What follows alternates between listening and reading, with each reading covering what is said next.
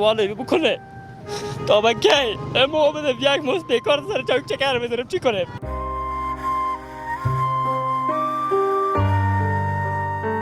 خودت فکر کنه هر کسی میگه حالا یا از ایران آمده کار نیست چطور است چطور حداقل این کاربار مردم آزاد بکنه. این مردم نان از کجا بخوره؟ از اون سر دنیا خیست آمده تا اینجا همیان دعوت نمیکرده. اگر دعوت کرده کار برشان بتین نان بتین از کجا کنه مردم؟ خودت از ایران آمدی؟ همراه خانواده بودین؟ همراه خانواده آمدیم. چقدر وقت شد که آمدین؟ تقریبا یک ماه میشه. یک ماه شد. شماره تلفن داری؟ بله. همین شماره تا بگو اگر کدام هموطن بتونن بر شما کدام کار درست کنن که ما پول ارتباطی شویم. کدام مشکل بچه نیست. مزاحم ما نشو.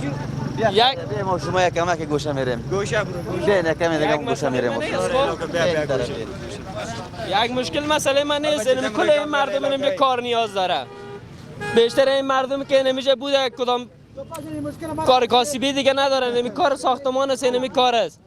فهمیدی؟ حالا ما اومدیم بالای سر این مردم خودشان نان خوردن نداشتن ما